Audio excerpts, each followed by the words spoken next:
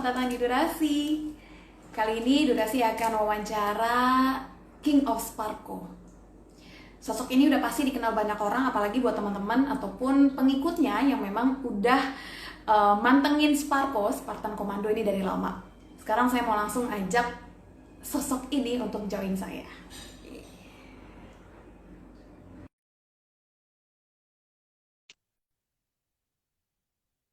Hmm, Dikit lagi. Hai, Malam Pak, aman? malam. Ini udah aman nih. Aman. Pak Eka, enaknya mau dipanggil Pak Eka apa Bang Eka? Kalau misalkan saya nonton YouTube-nya Pak Eka nih banyaknya yang manggilnya Bang Eka nih. Iya, boleh, boleh apa aja. Boleh. Apa kau? Pak Eka, ini kan kita mau ngobrol lebih dalam lagi ya Pak Eka. Sebenarnya kalau Chef pribadi, Chef tuh selalu penasaran gimana sih sosok Pak Eka ini memulai karirnya gitu kan. Semua orang tuh tahu Pak Eka tuh hebat, strong, kuat, Kopassus, Sparko gitu kan. Tapi sebenarnya awal memulai karirnya tuh seperti apa? Eh, Karir dari ini ya, dari tentara ya, dari ini ya. Iya, dari tentara. Dari tentara jadi tahun 2009 tepatnya itu aku lulus SMA kan. Lulus Hmm. SMA itu awalnya daftar TNI lah.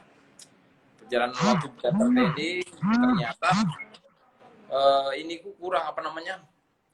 Administrasi umur kurang, jadi aku terpaksa kuliah matematika, sempat matematika sekitar 1 tahun lah. Oke.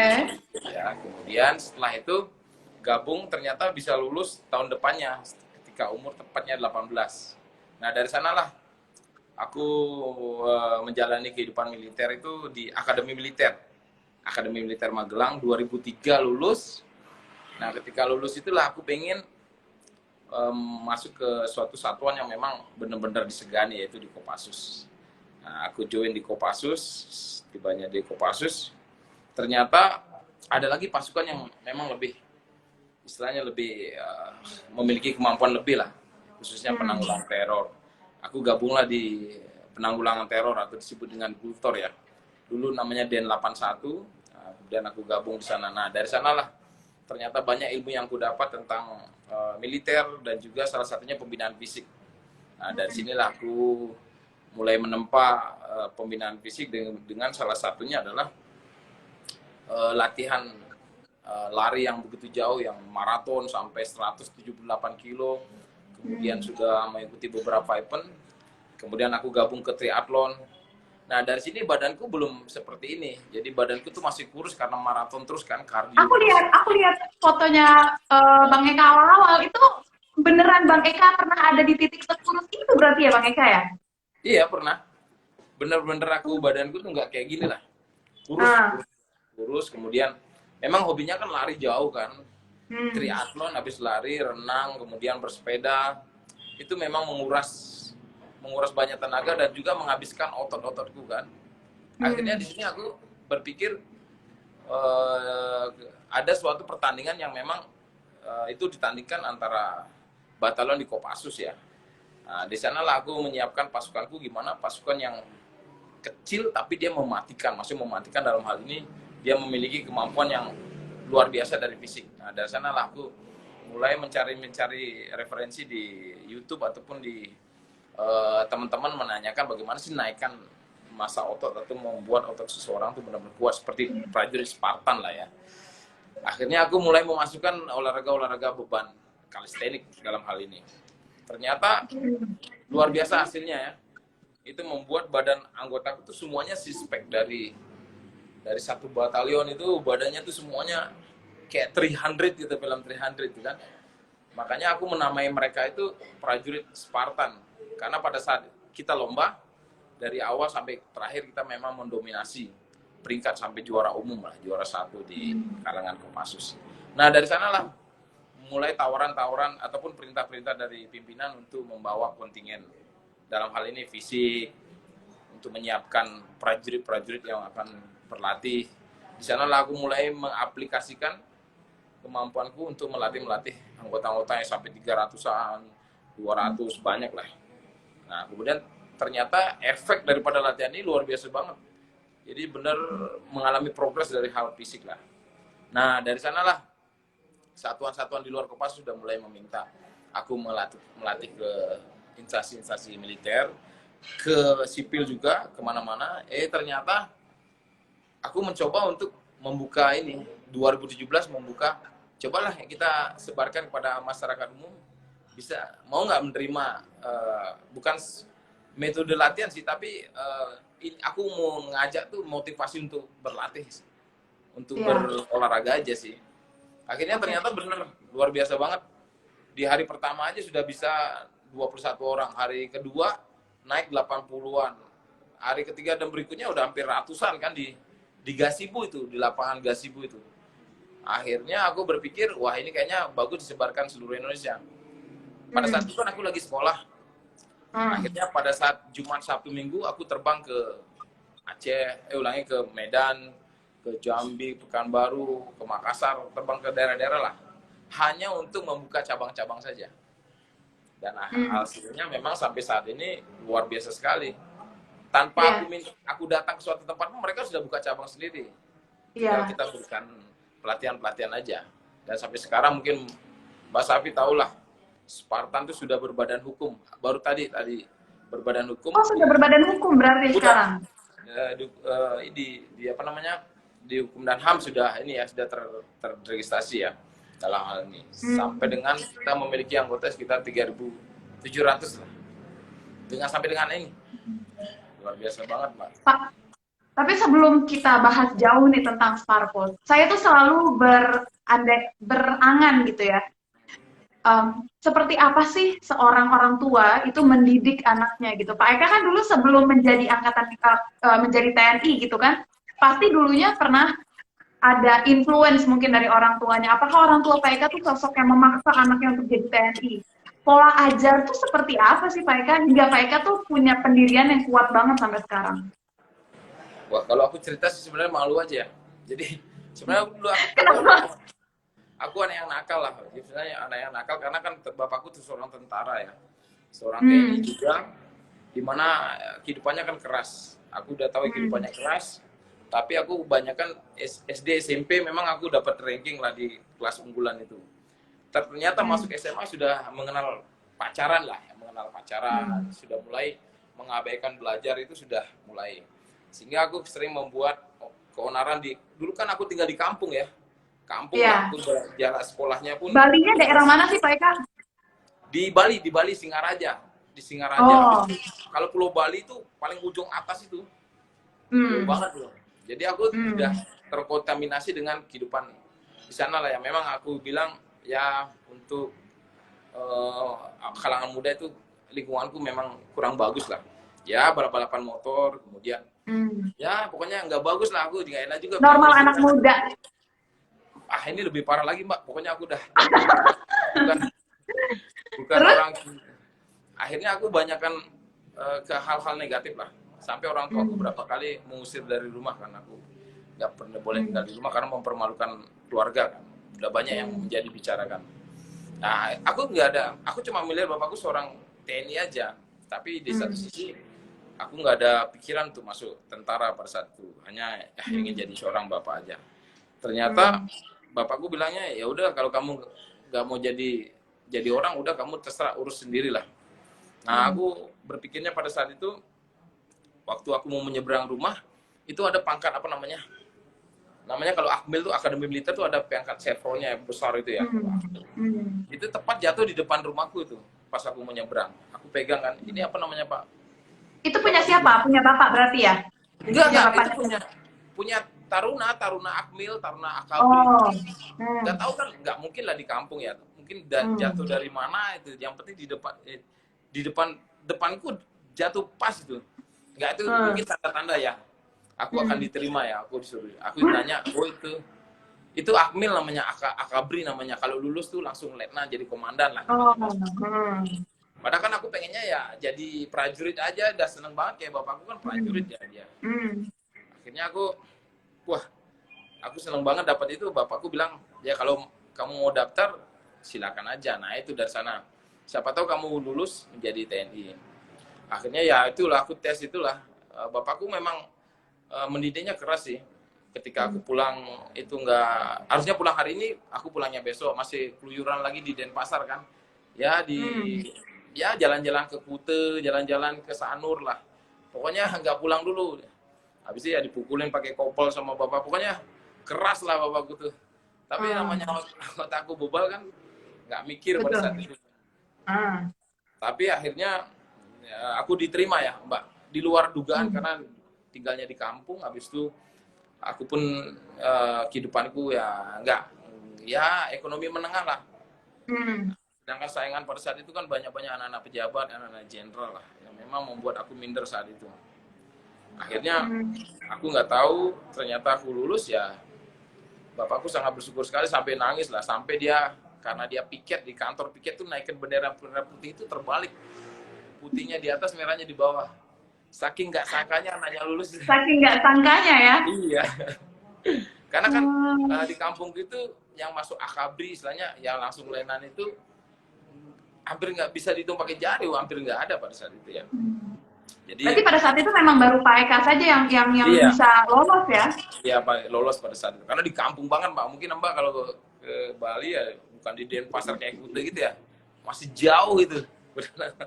Iya. Ya. Akhirnya dari Iya. sana aku berubah hidupku tuh pas masuk Akmil. Maksudnya aku udah mulai ya maksudnya memperbaiki diri lah. Harus berbakti pada orang tua, menghargai jerih payah. Di sanalah awalnya kan nggak seperti itu.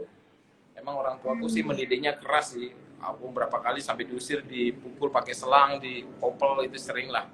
Karena memang aku pelanggaranku, bukan pelanggaran, kenakalanku memang, aduh anak nakal lah Mbak, jadi nggak enak juga ngomongin sih. Iya, iya, iya. Bisa dipahamin sih, maksudnya itu memang pendidikan dari orang tua untuk kita. Iya, Karena kalau nggak ada itu, mungkin Pak Eka nggak akan bisa jadi seperti ini, ya iya, nggak sih, Pak? betul betul. Betul sekali. Iya. Betul sekali Mbak. Pak Eka, tapi kan Pak Eka ini dikenal sebagai King of Sparko. Eksisnya nih karena King of Sparko. Baru mungkin orang banyak tahu, oh ternyata Pak Eka ini adalah anggota Kopassus. Tapi sebenarnya yang Pak Eka lakukan di Kopassus tuh apa aja sih Pak Eka? Hmm, Kalau di Kopassus itu kan, Kopassus adalah pasukan yang memang memiliki tugas khusus ya, Hmm. berbeda dengan pasukan-pasukan yang reguler ya. Hmm. Pasukan-pasukan khususnya dalam hal ini dia latihannya ya sama seperti pasukan biasa, tapi dalam Hmm. hal menyelesaikan suatu tugas itu memang dia ada target tugas-tugas khusus lah. Ya Hmm. seperti ya kita pelatihan nembak, kemudian terjun payung, menyelam, kemudian navigasi, kemudian ada bela diri, semua bela diri, kemudian pembinaan fisik yang memang nilai rata-ratanya harus di atas prajurit biasa sih, harapannya Iya. seperti itu. Jadi memang Memang memang latihannya sedemikian rupa ya Pak, sehingga akhirnya membentuk Kopassus tuh anggapannya nih untuk saya orang sipil ataupun masyarakat umum, wah ini kumpulan orang-orang yang kuat nih, kumpulan orang-orang ajaib gitu ya Pak. iya benar, karena memang didesain dari bangun pagi jam setengah enam itu kita sudah berolahraga sampai dengan latihan menembak sampai siang, habis itu istirahat sebentar, latihan lagi sampai sore, begitu terus setiap hari. Dan kita dituntut untuk selalu ready ya dalam hal kemampuan apapun, siap digerakkan kapan saja dan dalam waktu yang cepat untuk digerakkan. Jadi itu yang membuat, jadi mindset kita itu harus bertindak cepat, menyiapkan diri. Kalau kita nggak berlatih setiap hari, dalam waktu seminggu nggak latihan, pasti kita badan kita sudah nggak bugar lagi, kemampuan nembak kita juga berkurang ataupun kemampuan apapun menurun. Makanya di sana kalau sudah memang sudah sakit ataupun sudah mulai tua, biasanya dia dialihkan ke satuan luar, sehingga yang di dalam itu masih orang-orang yang baru dan orang-orang yang memiliki kemampuan sih, gitu. Oh, Pak Eka, ini kan kalau misalkan dari risetnya Syaf ya, Kopassus itu banyak misi-misinya tuh yang luar biasa gitu. Mulai dari operasi pembebasan sandera di Mapenduma, perompak di Somalia, sandera di Bandara Don Muang Thailand. Ini apa adalah misi-misi yang banyak terkenal gitu. Kalau Syaf mau tahu, Pak Eka nih kira-kira pernah ikut misi seperti apa sih Pak Eka? Boleh dong diceritain Pak Eka? Waduh, kalau ini sih sebenarnya aku misi yang ada di tahun 2000, tepatnya 2009 ke atas itu Hmm. hampir khususnya untuk Kopassus, untuk pembebasan sandera yang lainnya aku dilibatkan sih, karena kalau yang Mapenduma ke belakang itu kan belum Udah belum lama ya? ada. Nah, udah lama Hmm. banget ya, sampai dengan ini aku dilibatkan di satgas-satgas apa, cuman takutnya Kalau aku menjelaskan satgasnya sih nggak enak di sini, Mbak. Satgas apa, tergabung operasi apa sih? Tapi kalau aku menjelaskan apa kegiatannya, ya banyak sih suka dan dukanya. Aku biasa pernah dikirim di Aceh, kemudian di Papua, kemudian ya salah satunya ke Lebanon, ke pertukaran pasukan keluar, kemudian belajar keluar, latihan bersama. Itu hampir nggak terhitung sih, Mbak, jumlahnya kemana Udah kita pasti berangkat. nggak terhitung ya. Iya. Yang paling berkas, yang paling kan kalau misalkan Chef baca nih di riset gitu ya, pernah ada cerita kayak yang 300 Kopassus ini melawan ribuan pemberontak di Kongo. Nah ini tuh jadi Kopassus kita menyamar, kalau yang dari Chef baca nih, menyamar bawa sayur di atas kepala, itu sebenarnya salah satu taktik yang dilakukan Kopassus berarti ya Pak? Eh, kalau itu, kalau yang operasi-operasi gitu, mereka memiliki tugas khusus ya. Jadi langsung diberikan tugas, umpama seperti, mereka kamu melaksanakan tugas ini, udah langsung ke orangnya langsung, penunjukan langsung, tanpa diinformasikan kepada seluruhnya. Karena takut ada bocor rahasia, sehingga laporannya pun direct langsung ke komandan jenderal ya, bukan ataupun ke pimpinan langsung lah. Cuma saya ada tugas begini, karena waktu itu memang saya nggak terlibat di sana sih, nggak paham dengan hal itu, jadi saya kurang mengerti prosesnya bagaimana. Tapi yang jelas kalau memang ada kegiatan apapun, biasanya dia diminta untuk menyiapkan diri secara personal. Jadi di teleponnya satu persatu, Mbak. Itu kalau tugas-tugas saya. Jadi bukan, besok kita operasi gini ya, enggak seperti itu. Sistemnya bukan. Jadi siapa yang memiliki kemampuan di sana, itu yang disiapkan. Jadi kita pun nggak tahu teman kita tuh pada kemana gitu, maksudnya siapnya apa. Karena itu yang menarik sih Pak. Cerita-cerita aksinya Kopassus itu menarik sekali untuk kita orang-orang sipil yang baca ceritanya gitu kan Pak. Kalau sosok Pak, Bapak punya sosok yang Bapak kagumi nggak sih? Mungkin dari bagian dari TNI atau bukan gitu yang memotivasi Bapak? Sosok ya, sebenarnya selama ini sih saya sosok militer ngelihatnya cuma ini aja, apa namanya, masa di sosok militer saya belum ada ini, cuma Panglima Sudirman saja sih, karena beliau lah yang saya melihat bagaimana dedikasi beliau, pengabdian beliau pada negara dan bangsa yang membuatnya. Tapi kan itu terlalu angan-angan ya, saya hanya membaca story-nya saja. Tapi saya melihat sosok itu malah di film-film itu ya, itu King Spartan itu Leonidas itu. Jadi yang membuat film itu, yang membuat mungkin bagaimana sih dia bisa memimpin pasukan, kemudian memberikan semangat dengan kemampuannya dia. Jadi dia tidak hanya berbicara saja, tapi dia tunjukkan dengan, ini kemampuan saya, kamu harus ikut saya. Itu aja sih. Bukan berarti saya ngasih kamu perintah-perintah ini, tapi komandannya belum bisa melakukan hal itu.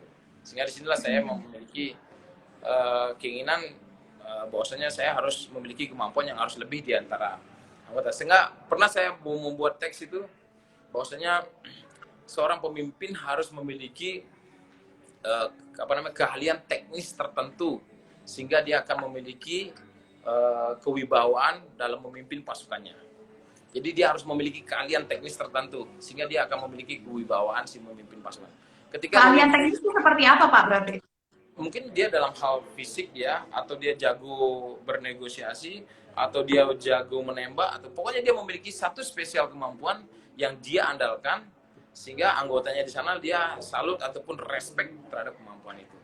Tapi kalau ketika kita tidak memiliki kemampuan yang hanya bisa berbicara tanpa memberikan contoh ataupun memberikan toladan, saya kira ya dimanapun berada ya, instansi tertentu pun juga kalau pimpinannya begitu hanya pasti begitu saja.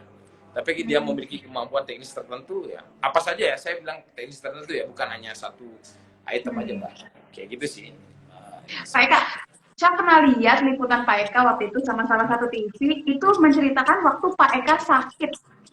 Pak Eka sakit, terus Pak Eka harus pakai ini apa sih yang penopang itu ya, karena Pak Eka, itu bisa diceritain Pak, itu sakit apa Pak? Itu bukannya jadi momen akhirnya Bapak kayak, oke, gue harus bangkit nih. Jadi gini Mbak, jadi tahun 2005 aku kan tugas di Papua Mbak. Nah, tugas di Papua, pada saat itu aku bermain bola lah. Habis itu aku main bola, ternyata aku ada tabrakan, sliding, aku landing dengan posisi bokong ataupun pantat yang mendarat terlebih dahulu. Ternyata dari itu keesokan harinya pinggangku kan sakit-sakit. Nah, anggotaku yang di tempatku itu mijit-mijit lah, urut-urut lah. Urut, aku kira itu hanya pegel-pegel biasa. Ternyata lambat-lambat laun makin lama kok makin sakit. Ada yang bilang, oh itu kena ginjal, katanya kurang minum. Aku udah minum banyak. Kemudian setelah itu aku pendidikan komando, pendidikan Kopassus lah. Aku masih merasa sakit, semua pendidikan yang ada yang pernah aku jalani masih terasa sakit. Sampai dengan akhir 2012. Akhir 2012 itu aku sudah, istilahnya udah nggak bisa gerak kan. Kakiku tuh yang kiri udah kecil sebelah, Mbak. Jadi mengecil karena sarafnya kejepit kan. Yang satunya besar. Kemudian kalau aku duduk gini, kaki kiriku tuh kayak di strum. Jadi kayak nyetrum kaki kirinya tuh. Berasa kebas-kebas itulah, kayak apa namanya? Mati rasa gitu ya. Tapi kadang-kadang iya. Akhirnya aku udah putus asa lah. Ada yang bilang, ya coba di MRI dulu. MRI di RSPAD ternyata ada penyumbatan ataupun iniku di lumban 45 itu dia jebol ke depan, jepit saraf kakiku, sehingga aku diponiskan HNP ya di lumban 45. Nah dari sanalah ketika ngelihat hasil MRI itu ternyata bukan MRI yang wajar ya, itu udah apa namanya hampir ya 7 tahunan itu udah tulang atas bawah tuh udah bersentuhan, udah kissing dia. Itu sudah istilahnya kalau dibiarkan dalam waktu 3 bulan yang terjadi aku lumpuh. Dan kemudian aku ngompol dengan sendirinya tanpa bisa mengendalikan inilah saraf bawah. Oh, jadi saraf bawah tuh bisa mati ya Pak kalau dibiarin? Iya, dibilangnya ya, pokoknya lumpur total dan tidak bisa diselamatkan lagi kan, nggak bisa diatasi lagi. Dokter Joko Riyadi menyatakan pada saat itu, habis itu aku dibilang kamu harus operasi secepatnya. Karena besoknya beberapa bulan lagi aku ada seleksi pendidikan, waktu itu pendidikan di Kelapa lah, mau cari pangkat mayor itu. Aku berpikir, tunda aja operasinya, aku mau pendidikan dulu. Wah, marah-marah dokter itu kan. Aku di bahasa-bahasa kasar, kamu goblok, kamu lebih mementingkan sekolah dibandingkan kesehatan kamu, katanya. Coba panggil istrimu, dah. Wah, besoknya aku bawa istri ke sana menghadap dokter. Ya itu depan istri dah. Ini suamimu tuh suami yang nggak tahu diri lah, nggak tahu bersyukur kesehatan, nggak menghargai semua lah. Masa suruh operasi nggak mau? Coba kasih tahu lah. Nah, dibilang itulah. Habis itu diskusi kita semua keluarga, karena kan memang pada saat itu aku dengar kalau operasi itu 50-50 ya, antara berhasil apa enggak ya, zaman 2012 itu keberhasilan, karena kan mainnya saraf ya, dan kecil itu kan. Akhirnya boleh kan ya. Akhirnya semua pendapat, ya udahlah aku pasrahkan, karena sudah memang badan itu sudah nggak bisa gerak, Mbak, udah terlentang gitu. Jadi jalan tuh kayak dikunci. Wah, sakitnya minta ampun lah. Tidurnya pun harus yang alasnya keras itu. Nggak boleh kasur, karena kalau kasur kan... Terus kalau Bapak nggak dioperasi, Bapak nggak bisa ngelanjutin pendidikan kan sebenarnya? Ya, sebenarnya gitu. Tapi pendidikan kan masih ada sebulan lagi. Seleksinya, bukan pendidikannya. Akhirnya aku beranikan diri operasi. Berjalan lancar, jadi operasiku yang tulang rawannya dihilangkan, diganti pakai titanium, baru di skrup kanan kiri diperkuat lah pakai titanium. Akhirnya yang terjadi, karena aku motivasi lagi nih. Kan mindset lagi ya, karena bulan depan yang aku seleksi, jadi aku harus bisa ikut seleksi. Padahal udah, kalau kata dokter udah nggak mungkin. Hari pertama tuh aku sudah bisa gerak-gerakan bokong ke atas, hari kedua kakiku gerakan, hari ketiga udah bisa duduk. Itu di luar, kata susternya tuh di luar kewajaran. Biasanya orang bisa duduk itu seminggu ke atas lah. Aku 3 hari udah bisa duduk. Hari keempat aku sudah bisa berdiri pegang ini, tapi curi-curi, susternya nggak ngeliat lah, lagi keluar. Aku berdiri seret-seret jalan-jalan sampai 1 minggu, udah heran dokternya, udah bisa berdiri, udah bisa begini. Aku tunjukin, boleh pulang kan, karena aku pengen segera ini ya, persiapan aja sih. Belum kering ini, tapi udah cepat sekali katanya. Dipulangkanlah 1 minggu. Nah dari sana lah aku udah mulai Pak jalan di lapangan sendiri, tersyok-syok sih. Aku harus bisa, pokoknya aku harus ikut seleksi, jalan sampai dengan aku bisa lari kecil-kecil, Mbak, dalam waktu 1 bulan itu. Sehingga pada saat seleksi, namanya ada tes kesehatan kan, dibuka semua badan kita. Dilihat, ternyata itu masih basah.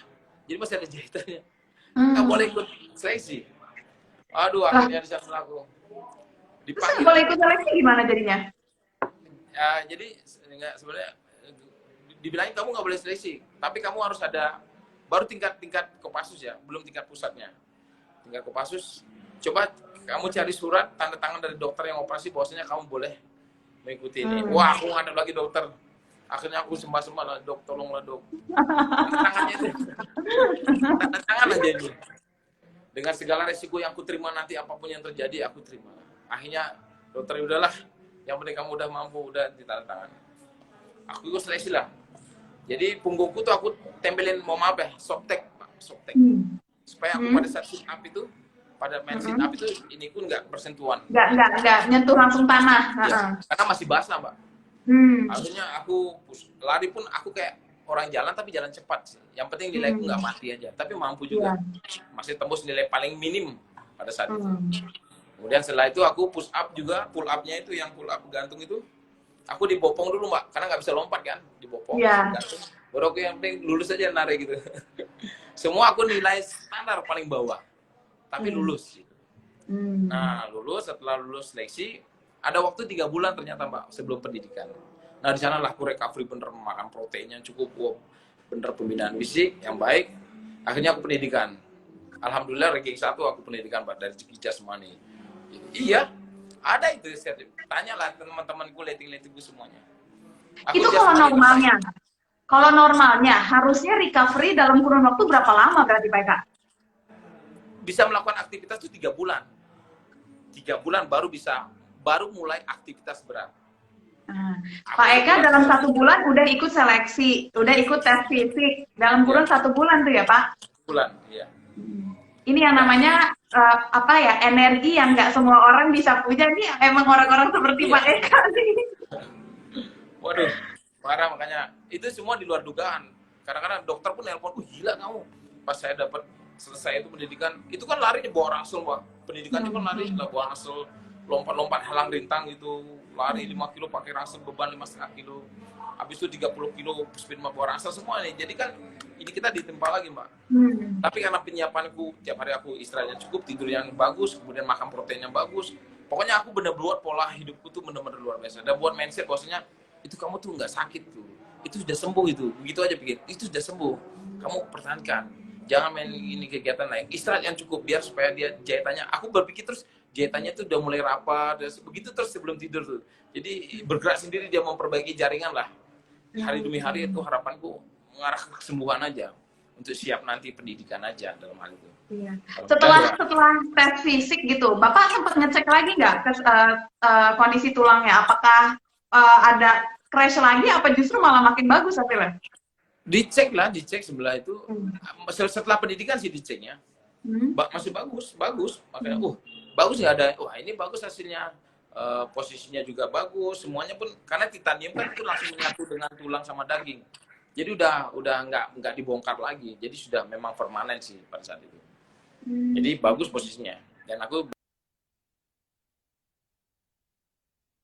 ini adalah satu dari 1.000 orang kata dokter itu, hal yang langka kata dokter itu. Sampai sekarang kan aku komunikasi juga sih sama dokter itu, menyatakan kamu tuh memang pasienku yang memang berbeda dari pasien yang lainnya, kata dokter itu, dokter Joko Riyadi sampai dengan saya.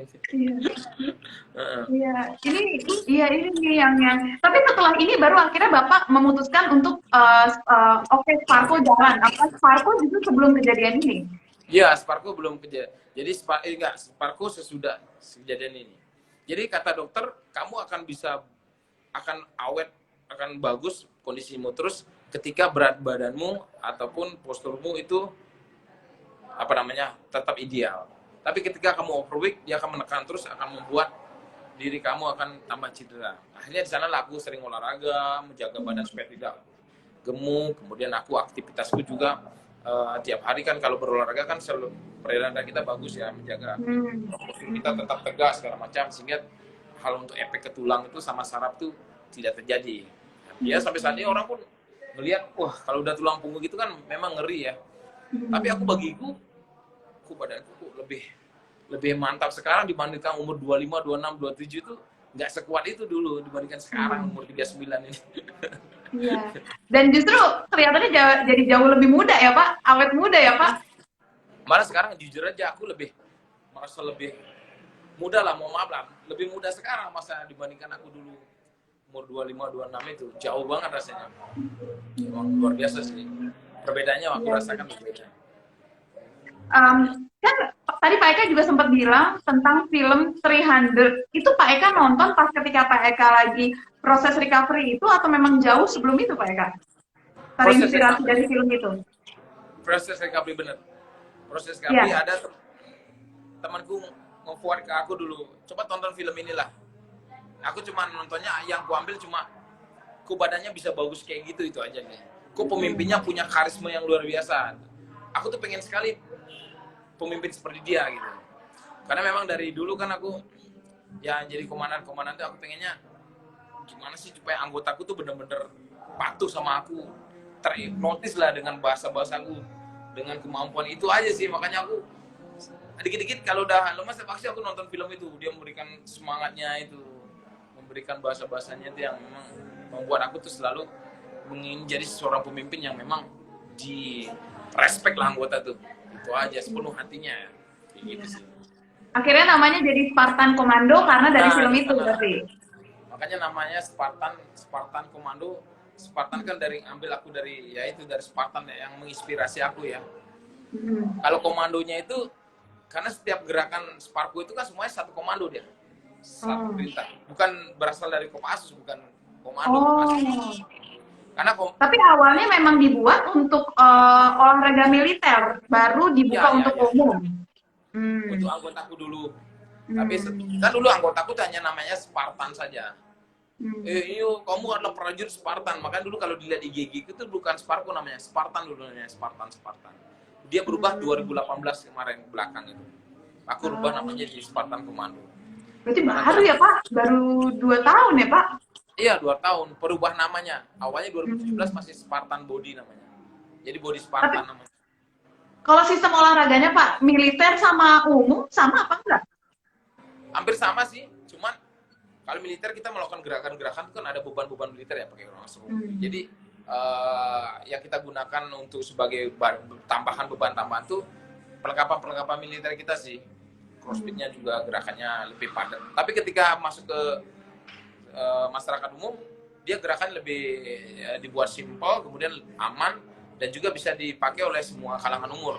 Kalau kita pakai itu kan kadang-kadang latihan rame kan ada yang tua, ada yang muda, ada yang masih anak-anak. Jadi kita gunakan. Saya ngelihat di satu videonya Bapak, ada satu anak-anak yang ikut Pak. Kurang lebih ya, Pak SMP ya. Dia bilang kalau ditanya mau jadi apa, saya mau jadi TNI soalnya. Ya. Sebegitu berpengaruhnya berarti ya Pak ke sipil olahraga ini? Iya. Mbak bisa cek lah di mana-mana sudah. Saya pun ngontrolnya pun aduh luar biasa ya. Karena kan satu HP saya itu memuat kumpulan beberapa pelatih ya. Ada pelatih sekarang 47 pelatih lah, 47 cabang di Indonesia. Jadi kalau mereka laporan dulu ya sebelum pandemi ya, laporan tuh gila, Sabtu Minggu tuh pasti, waduh, penuh banget laporan, cabang ini laporkan, cabang ini laporkan, cabang ini.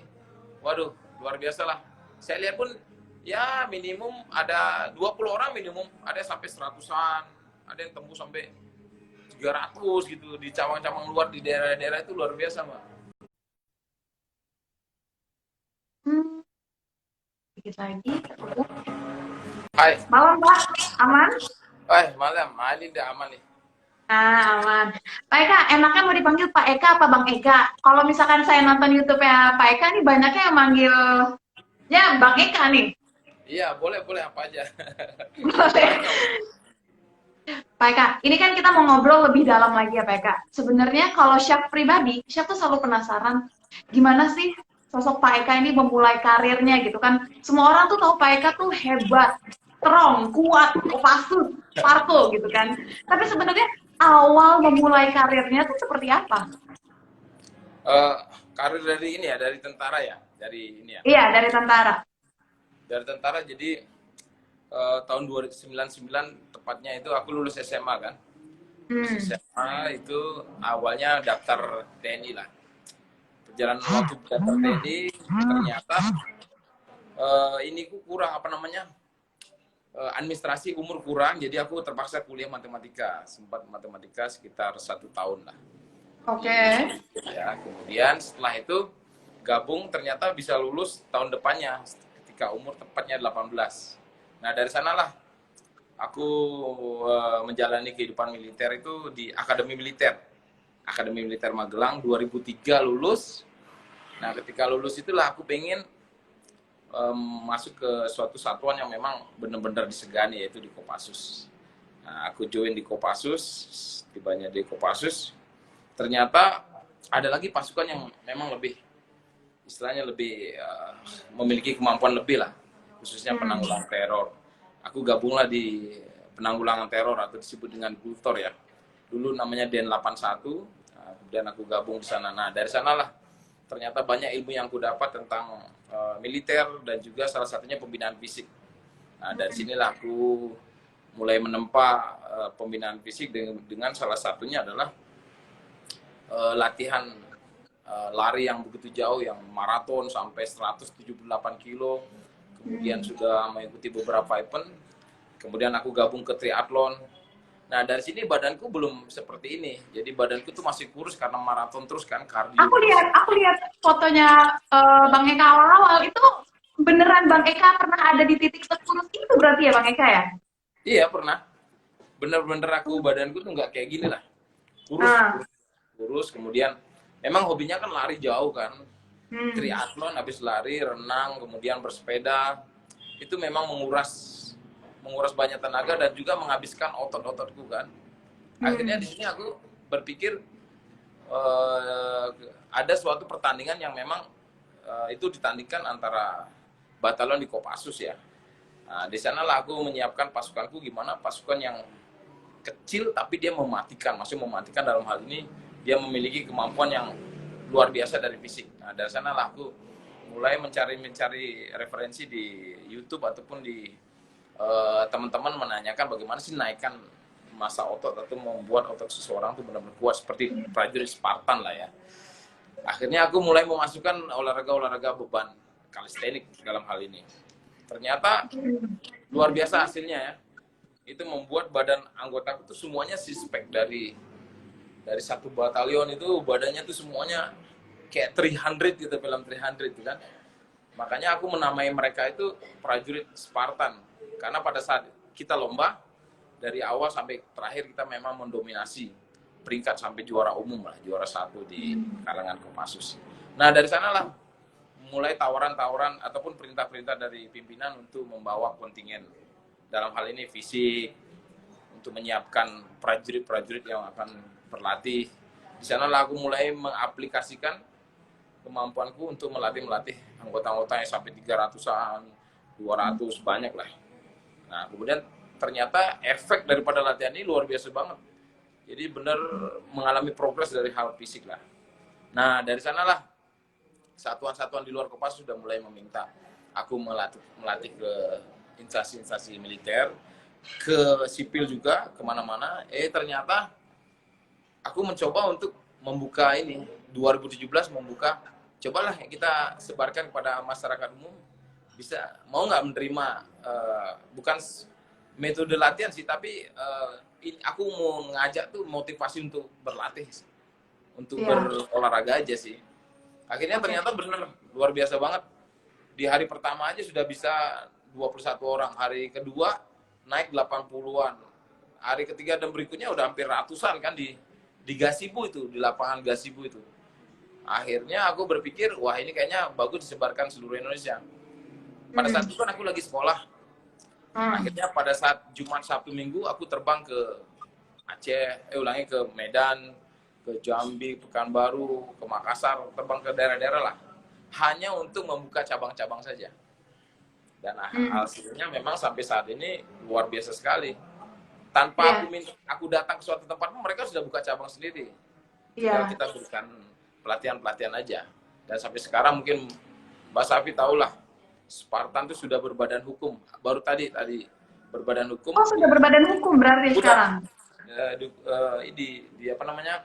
Di hukum dan HAM sudah ini ya, sudah terregistrasi ya dalam hal ini. Sampai dengan kita memiliki anggota sekitar 3.700 lah. Sampai dengan ini. Luar biasa banget, Mbak. Tapi sebelum kita bahas jauh nih tentang Sparkle, saya tuh selalu berangan gitu ya. Seperti apa sih seorang orang tua itu mendidik anaknya gitu. Pak Eka kan dulu sebelum menjadi menjadi TNI gitu kan, pasti dulunya pernah ada influence mungkin dari orang tuanya. Apakah orang tua Pak Eka tuh sosok yang memaksa anaknya untuk jadi TNI? Pola ajar tuh seperti apa sih Pak Eka? Hingga Pak Eka tuh punya pendirian yang kuat banget sampai sekarang. Wah, kalau aku cerita sih sebenarnya malu aja ya. Jadi sebenarnya dulu Kenapa? aku anak yang nakal lah. Jadi sebenarnya anak yang nakal karena kan bapakku tuh seorang tentara ya, seorang TNI Hmm, juga, dimana kehidupannya kan keras. Aku udah tahu hmm, kehidupannya keras, tapi aku kebanyakan SD SMP memang aku dapat ranking lah di kelas unggulan itu. Ternyata masuk hmm, SMA sudah mengenal pacaran lah, mengenal pacaran, hmm. sudah mulai mengabaikan belajar itu sudah mulai. Sehingga aku sering membuat keonaran dulu kan aku tinggal di kampung ya. Kampung lah, Iya. aku jarak sekolahnya pun Balinya daerah mana sih Pak Eka? Di Bali Singaraja. Di Singaraja habis Oh, itu kalau Pulau Bali itu paling ujung atas itu. Jauh hmm, banget loh. Jadi aku sudah hmm, terkontaminasi dengan kehidupan di sana lah ya. Memang aku bilang ya untuk kalangan muda itu lingkunganku memang kurang bagus lah. Ya balap-balapan motor, kemudian hmm. ya pokoknya nggak bagus lah, aku nggak enak juga bilang Normal itu anak kan. muda. Ah ini lebih parah lagi mbak, pokoknya aku udah bukan bukan Terus? orang, akhirnya aku banyakkan ke hal-hal negatif lah, sampai orang tua aku Hmm, berapa kali mengusir dari rumah kan, aku nggak pernah boleh tinggal hmm, di rumah karena mempermalukan keluarga kan, udah banyak yang hmm, menjadi bicarakan. Nah aku nggak ada, aku cuma melihat bapakku seorang TNI aja, tapi di satu hmm, sisi aku nggak ada pikiran untuk masuk tentara pada saat itu, hanya ingin hmm, jadi seorang bapak aja. Ternyata hmm, bapakku bilangnya ya udah kalau kamu nggak mau jadi orang, udah kamu terserah urus sendirilah. Nah hmm. aku berpikirnya pada saat itu, waktu aku mau menyeberang rumah itu ada pangkat apa namanya, kalau Akmil tuh akademi militer tuh ada pangkat chevronnya yang besar itu ya. Hmm, hmm. Itu tepat jatuh di depan rumahku itu pas aku mau nyebrang. Aku pegang kan, ini apa namanya Pak? Itu punya Bapakku siapa? bilang, Punya Bapak berarti ya? Punya enggak, itu Bapaknya. punya Taruna Akmil, Taruna Akabri. Oh, Nggak hmm, tahu kan, nggak mungkin lah di kampung ya, mungkin jatuh hmm, dari mana itu, yang penting di depanku jatuh pas itu. Nggak, itu hmm, mungkin tanda-tanda ya aku akan hmm. diterima ya, aku disuruh, aku nanya, oh itu Akmil namanya, Akabri namanya, kalau lulus tuh langsung letnan jadi komandan lah Oh, namanya Mas. hmm, Padahal kan aku pengennya ya jadi prajurit aja, udah seneng banget, kayak bapakku kan prajurit hmm, ya dia. hmm, Akhirnya wah, aku seneng banget dapat itu. Bapakku bilang, ya kalau kamu mau daftar silakan aja. Nah itu dari sana, siapa tahu kamu lulus menjadi TNI. Akhirnya ya itulah, aku tes itulah. Bapakku memang mendidiknya keras sih. Ketika aku hmm, pulang itu nggak, harusnya pulang hari ini, aku pulangnya besok, masih keluyuran lagi di Denpasar kan. Ya hmm. jalan-jalan ke Kute, jalan-jalan ke Sanur lah. Pokoknya nggak pulang dulu. Habis itu ya dipukulin pakai kopel sama bapak. Pokoknya keras lah bapakku tuh. Tapi namanya Hmm, otakku bebal kan, nggak mikir pada saat betul. itu. Hmm, Tapi akhirnya ya, aku diterima ya Mbak, di luar dugaan hmm, karena tinggalnya di kampung. Habis itu aku pun kehidupanku ya nggak, ya ekonomi menengah lah. hmm, Sedangkan saingan pada saat itu kan banyak-banyak anak-anak pejabat, anak-anak jenderal lah, yang memang membuat aku minder saat itu. Akhirnya hmm. aku nggak tahu, ternyata aku lulus ya. Bapakku sangat bersyukur sekali, sampai nangis lah, sampai dia, karena dia piket di kantor piket tuh naikin bendera putih itu terbalik, putihnya di atas, merahnya di bawah. Saking nggak sangkanya anaknya lulus. Saking nggak sangkanya ya. Iya, karena kan Hmm, di kampung itu yang masuk akabri istilahnya, yang langsung lenan itu hampir nggak bisa dihitung pakai jari, hampir nggak ada pada saat itu ya. hmm. Jadi Berarti pada saat itu memang baru Pak Eka saja yang iya, bisa lolos ya? ya Pak, lolos pada saat itu. Karena di kampung banget Mbak. Mungkin Mbak kalau ke Bali ya bukan di Denpasar kayak Kuta gitu ya. Masih jauh itu. Iya, Ya. Akhirnya dari sana iya. aku berubah hidupku tuh pas masuk Akmil. Maksudnya aku udah mulai ya maksudnya memperbaiki diri lah. Harus berbakti pada orang tua, menghargai jerih payah. Di sanalah awalnya kan nggak seperti itu. Emang orang tuaku sih Hmm, mendidiknya keras sih. aku berapa kali sampai diusir, dipukul pakai selang, dipopel, itu sering lah. Karena memang aku pelanggaranku, bukan pelanggaran, kenakalanku memang, aduh, anak nakal lah Mbak, jadi nggak enak juga ngomongin sih. Iya, iya, iya. Bisa dipahamin sih, maksudnya itu memang pendidikan dari orang tua untuk kita. Iya, Karena kalau nggak ada itu, mungkin Pak Eka nggak akan bisa jadi seperti ini, ya nggak iya, sih, Pak? betul betul. Betul sekali. Iya. Betul sekali, Mbak. Pak Eka, tapi kan Pak Eka ini dikenal sebagai King of Sparko. Eksisnya nih karena King of Sparko. Baru mungkin orang banyak tahu, oh ternyata Pak Eka ini adalah anggota Kopassus. Tapi sebenarnya yang Pak Eka lakukan di Kopassus tuh apa aja sih Pak Eka? Kalau di Kopassus itu kan, Kopassus adalah pasukan yang memang memiliki tugas khusus ya. Berbeda dengan pasukan-pasukan yang reguler ya. Pasukan-pasukan khususnya dalam hal ini dia latihannya ya sama seperti pasukan biasa, tapi dalam hal menyelesaikan suatu tugas itu memang dia ada target tugas-tugas khusus lah. Ya seperti ya kita pelatihan nembak, kemudian terjun payung, menyelam, kemudian navigasi, kemudian ada bela diri, semua bela diri, kemudian pembinaan fisik yang memang nilai rata-ratanya harus di atas prajurit biasa sih, harapannya seperti itu. Jadi memang latihannya sedemikian rupa ya Pak, sehingga akhirnya membentuk Kopassus tuh anggapannya nih untuk saya orang sipil ataupun masyarakat umum, wah ini kumpulan orang-orang kuat nih, kumpulan orang-orang ajaib gitu ya Pak. Iya benar, karena memang didesain dari bangun pagi jam 5:30 itu kita sudah berolahraga sampai dengan latihan menembak sampai siang, habis istirahat sebentar latihan lagi sampai sore, begitu terus setiap hari. Dan kita dituntut untuk selalu ready ya dalam hal kemampuan apapun, siap digerakkan kapan saja dan dalam waktu yang cepat untuk digerakkan. Jadi itu yang membuat jadi mindset kita itu harus bertindak cepat, menyiapkan diri. Kalau kita nggak berlatih setiap hari, dalam waktu seminggu nggak latihan, pasti badan kita sudah nggak bugar lagi, kemampuan nembak kita juga berkurang ataupun kemampuan apapun menurun. Makanya di sana kalau memang sudah sakit ataupun sudah mulai tua, biasanya dia dialihkan ke satuan luar, sehingga yang di dalam itu masih orang-orang yang baru dan orang-orang yang memiliki kemampuan sih, gitu.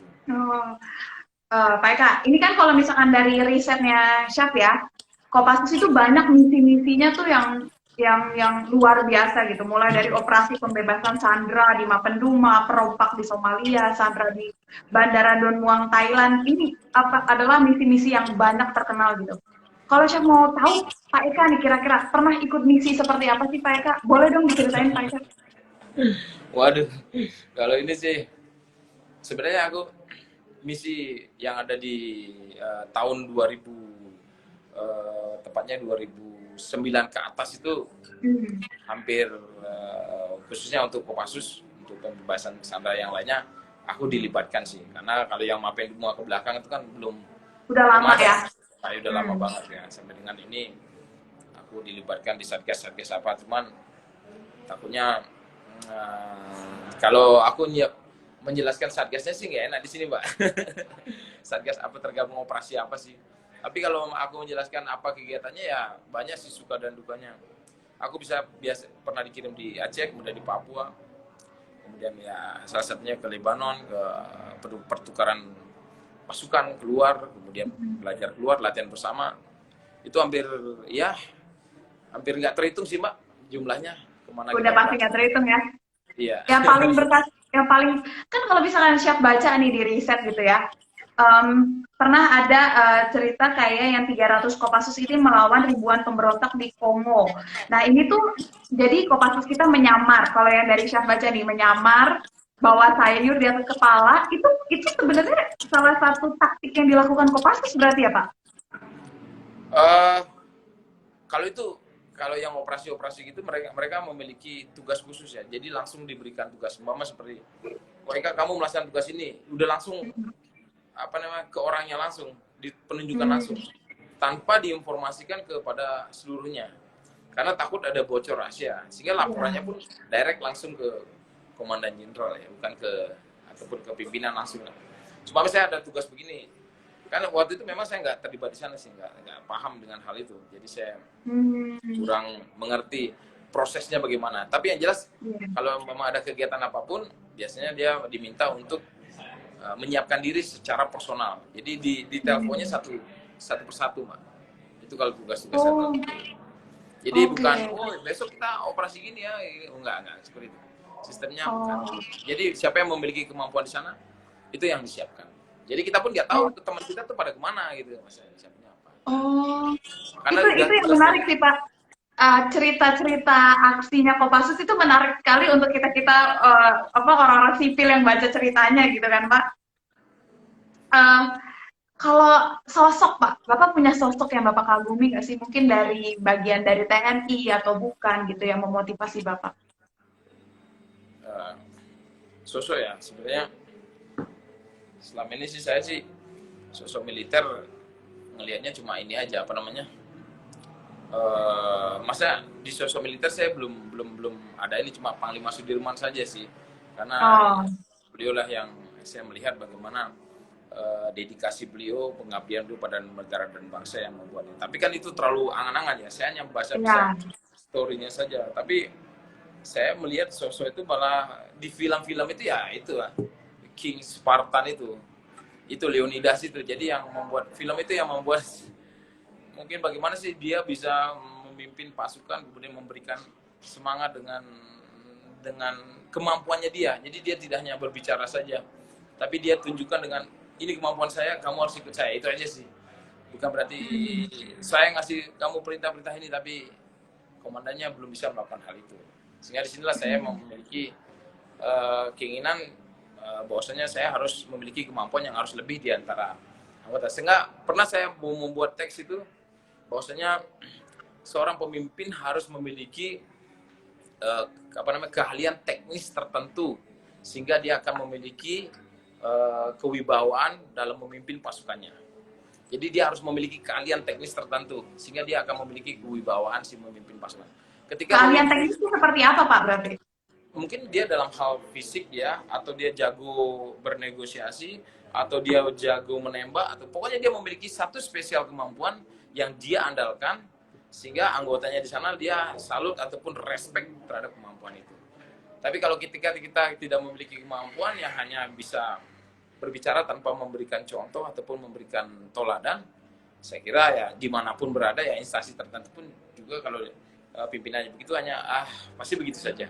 Tapi dia memiliki kemampuan teknis tertentu ya, apa saja ya, saya bilang teknis tertentu ya, bukan hanya satu item aja Mbak.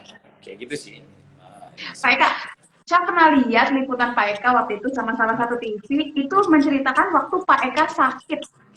Oh Pak ya, Eka sakit, terus Pak Eka harus pakai ini apa sih yang penopang itu iya, ya karena Pak Eka operasi. itu bisa diceritain Pak? Itu sakit apa Pak? Itu bukannya jadi momen akhirnya Bapak kayak oke, gue harus bangkit nih. Jadi gini Mbak, jadi tahun 2003, ulangi 2005 aku kan tugas di Papua Mbak. Nah, tugas di Papua, pada saat itu aku bermain bola lah. Habis itu aku main bola, ternyata aku ada tabrakan, sliding, aku landing dengan posisi bokong ataupun pantat yang mendarat terlebih dahulu. Ternyata dari itu keesokan harinya pinggangku kan sakit-sakit. Nah, anggotaku yang di tempatku itu mijin-mijin lah, urut-urut lah. Urut, aku kira itu hanya pegel-pegel biasa. Ternyata lambat-lambat laun makin lama kok makin sakit. Ada yang bilang, oh itu kena ginjal, katanya kurang minum. Aku udah minum banyak. Kemudian setelah itu aku pendidikan komando, pendidikan Kopassus lah, aku masih merasa sakit, semua pendidikan yang ada yang pernah aku jalani masih terasa sakit sampai dengan akhir 2012.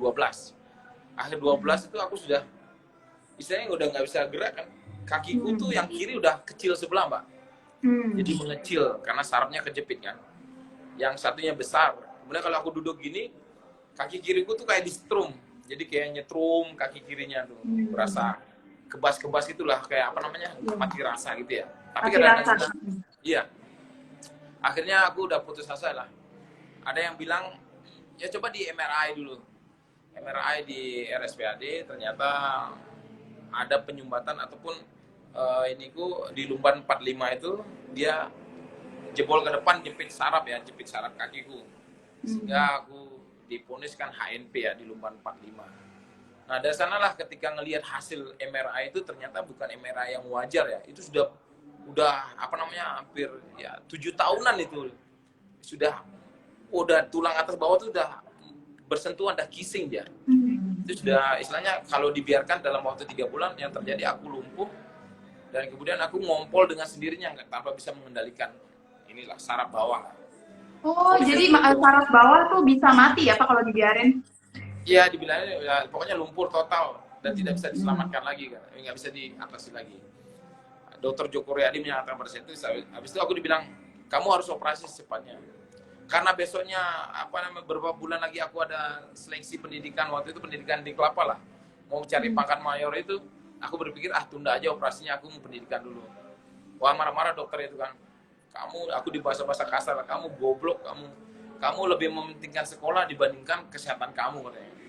Coba panggil istrimu dah. Wah, besoknya aku bawa istri ke sana menghadap dokter. Ya itu depan istri dah. Ini suamimu tuh suami yang nggak tahu diri lah, nggak tahu bersyukur kesehatan, nggak menghargai semua lah. Masa suruh operasi nggak mau? Coba kasih tahu lah. Nah, dibilang itulah. Habis itu diskusi kita semua keluarga karena kan memang pada saat itu aku dengar kalau operasi itu 50-50 ya, antara berhasil apa enggak ya, zaman 2011 itu. Keberhasilan karena kan mainnya saraf ya, yang kecil itu kan. Akhirnya boleh kan ya. Akhirnya semua pendapat ya udahlah aku pasrahkan karena sudah memang badan itu sudah nggak bisa gerak Mbak, udah terlentang gitu. Jadi jalan tuh kayak dikunci. Wah, sakitnya minta ampun lah. Tidurnya pun harus di yang yang alasnya keras itu. Nggak boleh kasur karena kalau kasur kan Terus kalau Bapak nggak dioperasi, Bapak nggak bisa ngelanjutin pendidikan kan sebenarnya? Ya, sebenarnya gitu. Tapi pendidikan kan masih ada sebulan lagi. Seleksinya, bukan pendidikannya. Akhirnya aku beranikan diri operasi. Berjalan lancar, jadi operasiku yang tulang rawannya dihilangkan, diganti pakai titanium, baru di skrup kanan kiri diperkuat lah pakai titanium. Akhirnya yang terjadi karena aku motivasi lagi nih, kan mindset lagi ya. Karena bulan depan yang aku seleksi, jadi aku harus bisa ikut seleksi. Padahal udah, kalau kata dokter udah nggak mungkin. Hari pertama tuh aku sudah bisa gerak-gerakan bokong ke atas. Hari kedua kaki ku gerakan. Hari ketiga udah bisa duduk. Itu di luar, kata susternya tuh di luar kewajaran. Biasanya orang bisa duduk tuh seminggu ke atas lah. Aku 3 hari udah bisa duduk. Hari keempat aku sudah bisa berdiri pegang ini. Tapi curi-curi, susternya nggak ngeliat lah. Lagi keluar, aku berdiri seret-seret di jalan-jalan. Sampai 1 minggu. 1 minggu, udah heran dokternya, udah bisa berdiri, aku tunjukin, boleh pulang kan? Karena aku pengen segera ini ya, persiapan aja sih. Oh belum kering ini, tapi udah cepat sekali katanya. Dipulangkanlah 1 minggu. Nah dari sana lah aku udah mulai Pak, jalan di lapangan sendiri, tersyok-syok sih. Aku harus bisa, pokoknya aku harus ikut seleksi, Jalan sampai dengan aku bisa lari kecil-kecil Pak, dalam waktu 1 bulan. Sehingga pada saat seleksi, namanya ada tes kesehatan kan dibuka semua badan kita. Dilihat, ternyata itu masih basah. Jadi masih ada jahitannya. Nggak boleh ikut seleksi. Aduh, akhirnya di sana aku dipanggil. Boleh ikut seleksi gimana jadinya? Ya, jadi sebenarnya dibilangin kamu nggak boleh seleksi, tapi kamu harus ada baru tingkat Kopassus ya, belum tingkat pusatnya. Tingkat Kopassus, coba kamu cari surat tanda tangan dari dokter yang operasi bahwasanya kamu boleh mengikuti ini. Wah, aku ngadep lagi dokter. Akhirnya aku sembah-sembah lah, dok, tolonglah dok. Tangannya itu. Tanda tangan aja ini. Dengan segala resiko yang aku terima nanti, apapun yang terjadi, aku terima. Akhirnya, dokter udahlah, yang penting kamu udah mampu, udah ditanda tangan. Aku ikut seleksi lah. Jadi punggungku tuh aku tempelin, softtek. Supaya aku pada saat sit up itu, pada main sit up itu, ini pun nggak bersentuhan. Nggak nyentuh langsung tanah. Ya, karena masih basah, Mbak. Akhirnya aku lari pun aku kayak orang jalan tapi jalan cepat sih. Yang penting nilaiku nggak mati aja, tapi mampu juga. Masih tembus nilai paling minim pada saat itu. Kemudian setelah itu aku push up juga, pull up-nya itu yang pull up gantung itu, aku dibopong dulu Mbak, karena nggak bisa lompat kan, dibopong. Gantung. Baru aku yang penting lulus aja narik gitu. Semua aku nilai standar paling bawah, tapi lulus. Gitu. Nah setelah lulus seleksi, ada waktu 3 bulan ternyata Mbak sebelum pendidikan. Nah di sana lah aku recovery bener, makan proteinnya cukup, bener pembinaan fisik yang baik. Akhirnya aku pendidikan. Alhamdulillah ranking 1 aku pendidikan Mbak dari segi jasmani. Iya, ada itu sertifikat. Tanyalah teman-temanku, letting-lettingku semuanya. Itu kalau normalnya. Kalau normalnya harusnya recovery dalam kurun waktu berapa lama berarti Pak Eka? Bisa melakukan aktivitas itu 3 bulan. 3 bulan baru mulai aktivitas berat. Nah, Aku Pak Eka sebulan dalam sudah 1 bulan udah ikut seleksi, udah ikut tes fisik dalam ya, kurun 1 bulan tuh ya Pak? bulan ya. Ini yang Ya, namanya apa ya, energi yang nggak semua orang bisa punya nih, emang orang-orang seperti Pak iya. Eka nih. Waduh, parah. Makanya itu semua di luar dugaan. Kadang-kadang dokter pun nelpon, gila kamu. Pas saya dapat selesai itu pendidikan, itu kan lari di bawah rasul, Pak. Pendidikannya kan lari di bawah rasul, lompat-lompat halang rintang gitu, lari 5 kilo pakai rasul, beban 5,5 kilo. Habis itu 30 kilo speed bawah rasul semua nih. Jadi kan ini kita ditempa lagi, Mbak. Tapi karena penyiapanku, tiap hari aku istirahatnya cukup, tidur yang bagus, kemudian makan protein yang bagus. Pokoknya aku bener buat pola hidupku tuh bener-bener luar biasa. Dan buat mindset bahwasanya itu kamu tuh nggak sakit tuh, itu sudah sembuh, itu begitu aja pikir, itu sudah sembuh, kamu pertahankan, jangan main ini kegiatan lain, istirahat yang cukup biar supaya dia jahitannya, aku berpikir terus jahitannya tuh udah mulai rapat, begitu terus sebelum tidur tuh, jadi bergerak sendiri dia memperbaiki jaringan lah, hari demi hari. Itu harapanku mengarah ke kesembuhan aja, untuk siap nanti pendidikan aja dalam hal itu.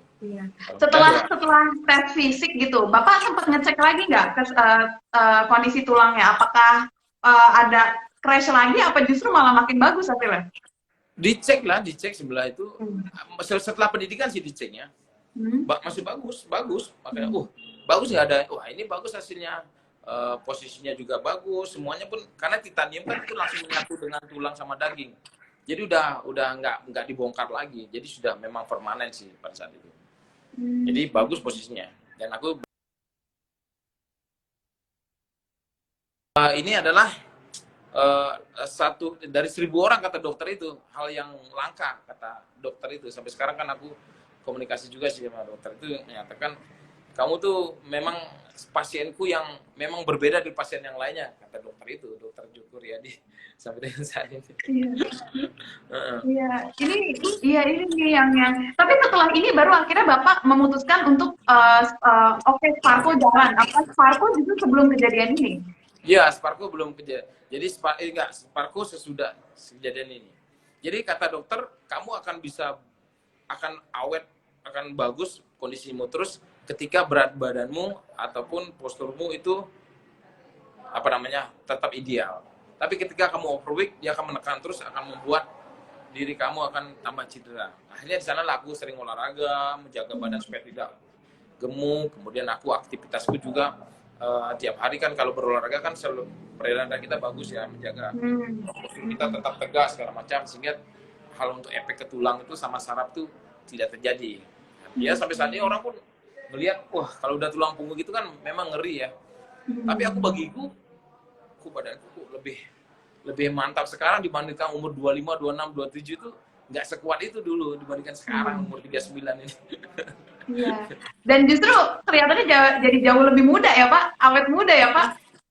Malah sekarang jujur aja aku merasa lebih muda lah, mohon maaf lah, lebih muda sekarang masa dibandingkan aku dulu umur 25, 26 itu jauh banget rasanya. Emang luar biasa sih. Perbedaannya aku rasakan berbeda. Kan tadi Pak Eka juga sempat bilang tentang film 300. Itu Pak Eka nonton pas ketika Pak Eka lagi proses recovery itu atau memang jauh sebelum itu Pak Eka? Terinspirasi dari film itu? Proses recovery bener. Proses recovery ada temanku nge-forward ke aku dulu, coba tonton film inilah. Aku cuma nontonnya, yang ku ambil cuma badannya bisa bagus kayak gitu, itu aja nih. Pemimpinnya punya karisma yang luar biasa.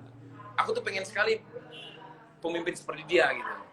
Karena memang dari dulu kan aku ya jadi komandan tuh aku pengennya gimana sih supaya anggotaku tuh bener-bener patuh sama aku, terhipnotis lah dengan bahasa-bahasaku, dengan kemampuan itu aja sih. Makanya aku dikit-dikit kalau udah lemas pasti aku nonton film itu, dia memberikan semangatnya itu, memberikan bahasa-bahasanya itu yang memang membuat aku tuh selalu ingin jadi seorang pemimpin yang memang di respect lah anggota tuh, itu aja sepenuh hatinya kayak gitu sih. Akhirnya namanya jadi Spartan Komando karena dari film itu berarti. Makanya namanya Spartan Komando. Spartan kan aku dari Spartan ya, yang menginspirasi aku ya. Kalau komandonya itu karena setiap gerakan Sparko itu kan semuanya satu komando dia. satu Hmm. perintah. Bukan berasal dari Kopassus, bukan komando Oh. Kopassus. Karena Tapi awalnya memang dibuat untuk olahraga militer, baru ya, dibuka ya, untuk ya, umum. untuk Hmm. anggotaku dulu. Tapi Hmm. kan dulu anggotaku hanya namanya Spartan saja. Hmm. Iyo, kamu adalah prajurit Spartan. Makanya dulu kalau dilihat IG itu bukan Sparko namanya, Spartan dulu namanya, Spartan. Dia berubah Hmm. 2018 kemarin belakang itu. Aku rubah Oh. namanya jadi Spartan Komando. Berarti Karena baru gerak, ya Pak? Baru 2 tahun ya Pak? iya 2 tahun, perubah namanya. Awalnya 2017 Hmm. masih Spartan Body namanya. Jadi Body Tapi Spartan namanya. kalau sistem olahraganya Pak, militer sama umum sama apa enggak? Hampir sama sih, cuman kalau militer kita melakukan gerakan-gerakan itu kan ada beban-beban militer ya, pakai orang seru. Hmm. Jadi yang kita gunakan untuk sebagai tambahan beban tambahan tuh perlengkapan militer kita sih.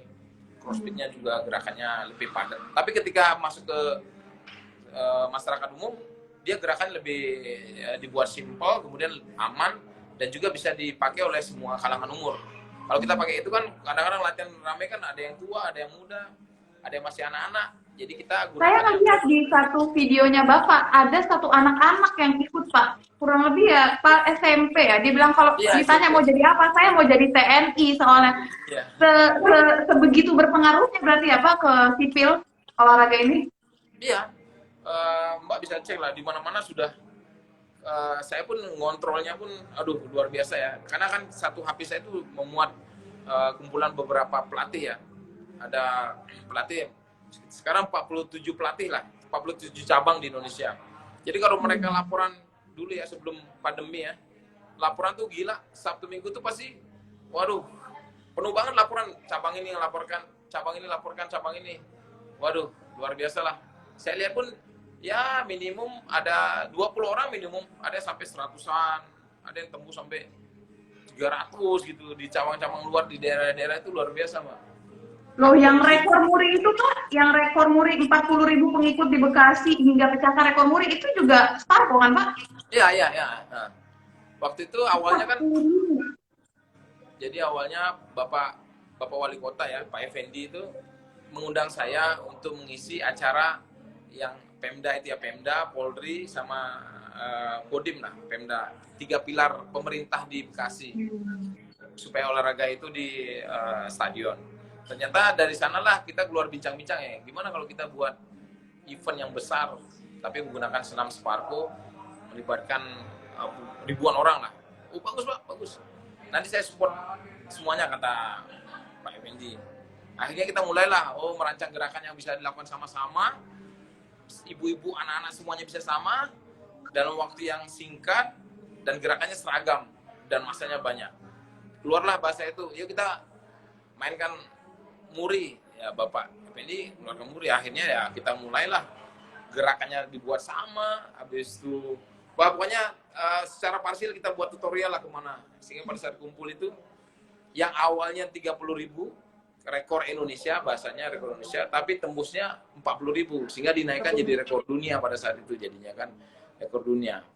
Iya, sehingga kemudian pada saat saya keluar, itu di luar masih banyak yang belum bisa ngakses, karena dari jam 5 pagi ngakses masuknya sampai jam 7 itu, di luar masih penuh itu, untuk masuk ke dalam, untuk mengikuti olahraga, tapi udah, stadionnya kan udah penuh, jadi full Iya. gitu, jadi udah nggak bisa lagi nampung orang kayaknya itu. Luar biasa pada saat itu. Itu Iya, aja sih yang 40.000.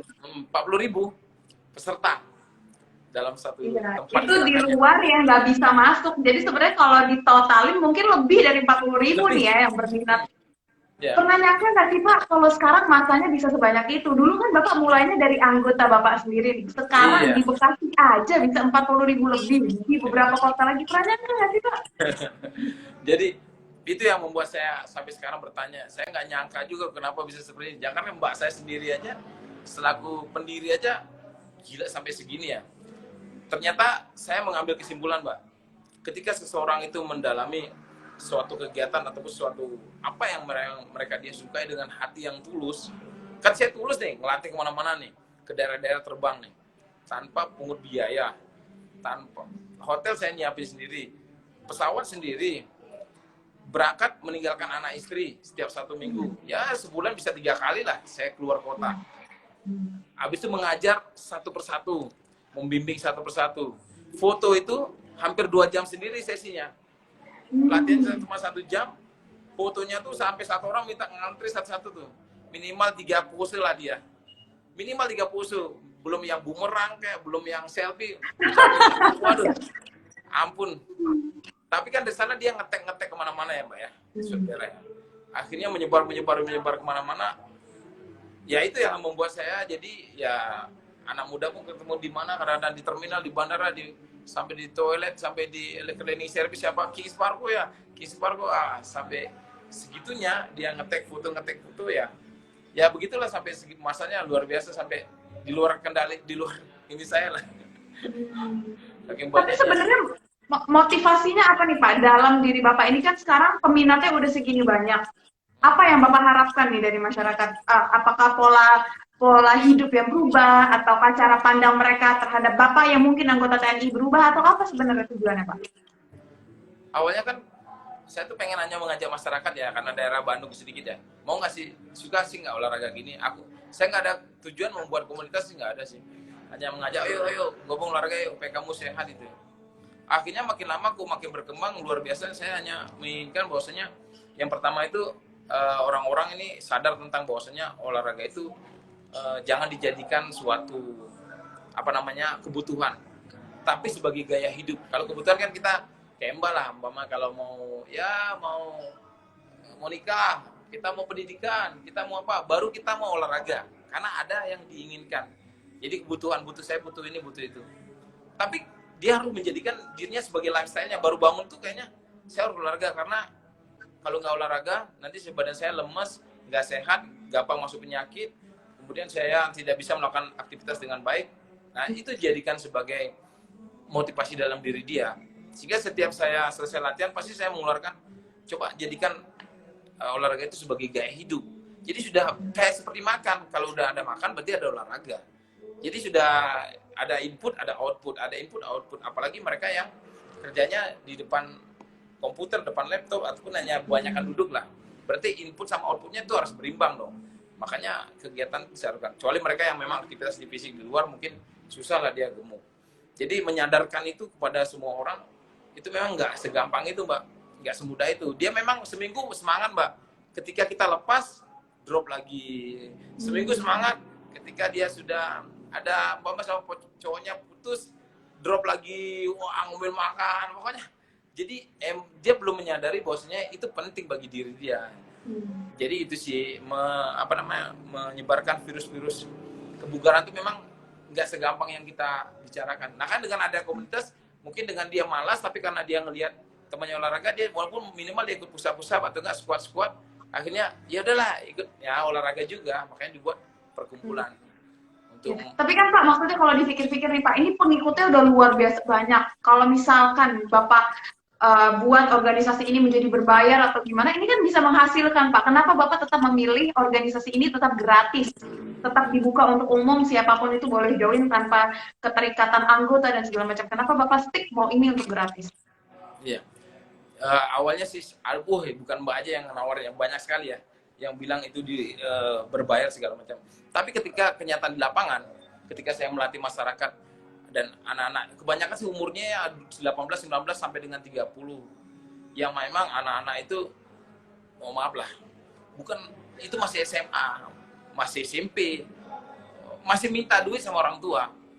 Kalau itu saya kena bayar, waduh, saya nggak sampai hati, saya ngeliat celananya aja, saya ngeliat sepatunya, itu udah, mau maaf lah, hati itu udah nggak bisa, apalagi saya mintain, dia nggak minta,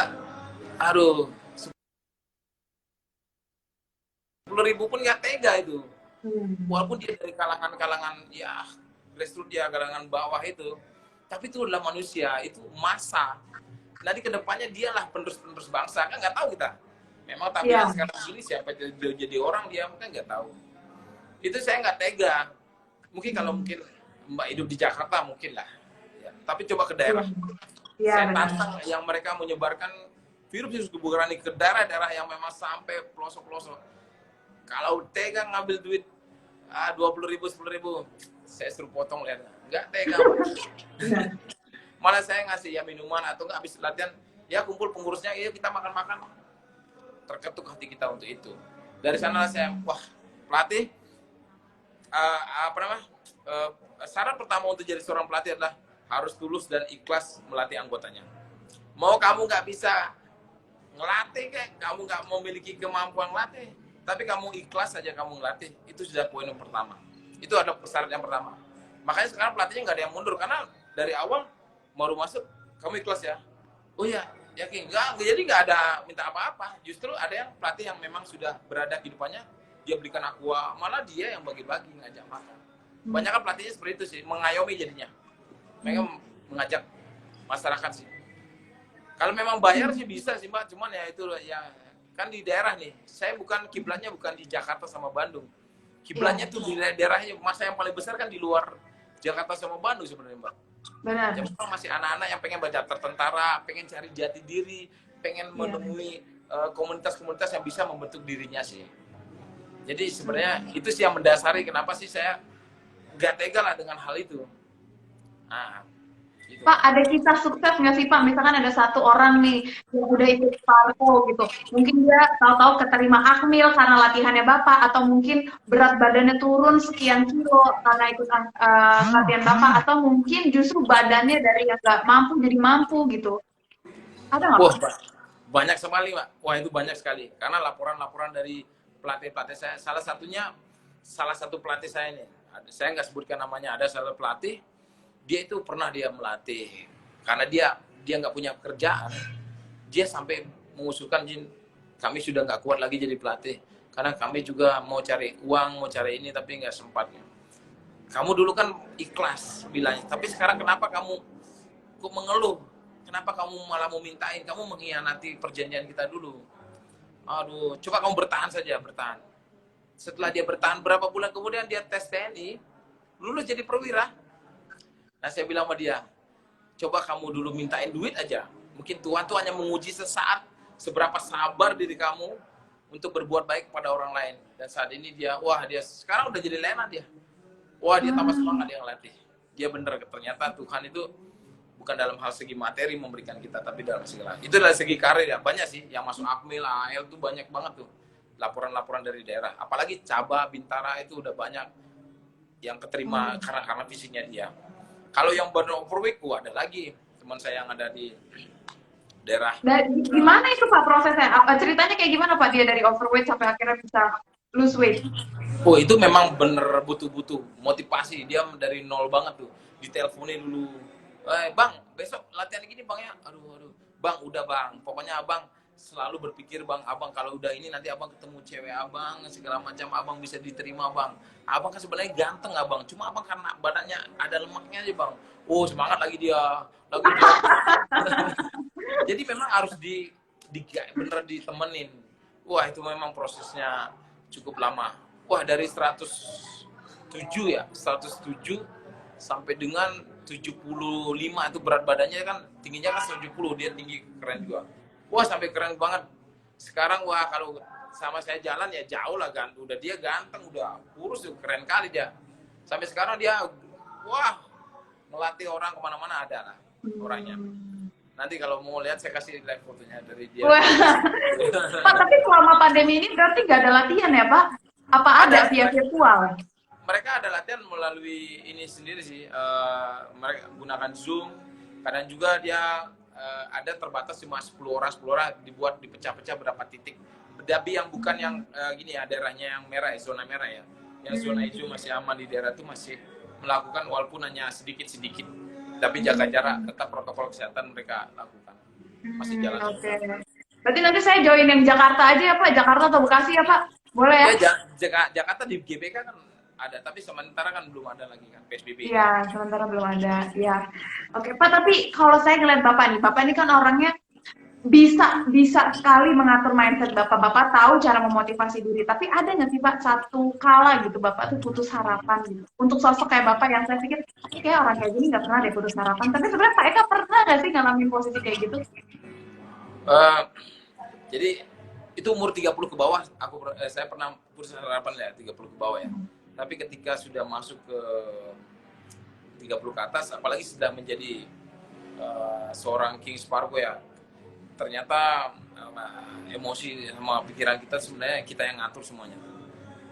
Ada beberapa kejadian-kejadian lah, saya nggak enak juga nyebutkan di sini ya, yang membuat saya benar-benar drop sampai bawah, sampai posisi yang paling memang nggak enak dalam hidup saya lah. Saya sampai, istri saya sampai bilang, udah makan lah ini, udah jangan dipikirin itu semuanya.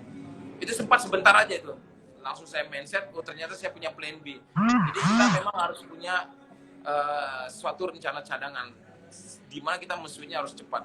Seumpama ada seseorang yang memang ada titik paling terendah, dia harus memiliki salah satu option yang lain gimana dia bisa bangkit daripada itu. Tapi ketika dia terus fokus pada masalah itu, dia pasti akan terbawa. Makanya option B-nya pada saat itu saya tarik keluar, saya berdiskusi dengan orang lain, ternyata di luar tuh masih banyak lagi yang menerima, masih banyak yang kamu tuh masalah tuh simple banget. Jadi karena kita yang mengalami, jadi merasa berat banget itu ya. Ketika kita mundur ke belakang, melihat dari atas, itu simple aja, sedikit aja nih. Nah, untuk itu bagi teman-teman yang ada masalah ataupun apapun ya, janganlah berkutat di dalam masalah itu. Coba tarik dulu ke belakang, atau secara refleksi mana komunikasi. Pasti ada sesuatu hal yang kita dapatkan ternyata, wah masalah ini sebenarnya gampang diselesaikan. Tapi karena dibebani sendiri, merasa gila masalahnya berat banget ya gitu. Jadi pernah, tapi setelah itu aku ada masalah, langsung keluar lah. Diskusi sama yang berbeda pekerjaan ya, berbeda profesi ya. Gimana kalau ada masalah gini? Wah dia lebih, wah gila ternyata kalau lagi posisi kita ada masalah, itu kan kita kalut ya, nggak bisa berpikir normal ya. Tapi orang lain diskusikan malah, tapi memang kita mau nggak sih bicara, makanya kita cari orang tepat ya untuk bicara itu. Jadi saran saya, ya kalau ada masalah, ada apapun, lebih baik kita tarik ke belakang dulu ya, mundur jauhin dulu masalah itu, coba kita ngomong ke yang lainnya tentang permasalahan ini. Sampai saat ini alhamdulillah sih Mbak, ada motivasi saya bukan dari dalam sini sih, kan berat lah kalau udah kena masalah itu Mbak. Siapapun kalau kena masalah kita paling bisa gampang kan gitu aja kan, tapi ketika Mbak mendalam itu kan kayaknya udah mau berakhir dunia ini kan, udah nggak ada lagi.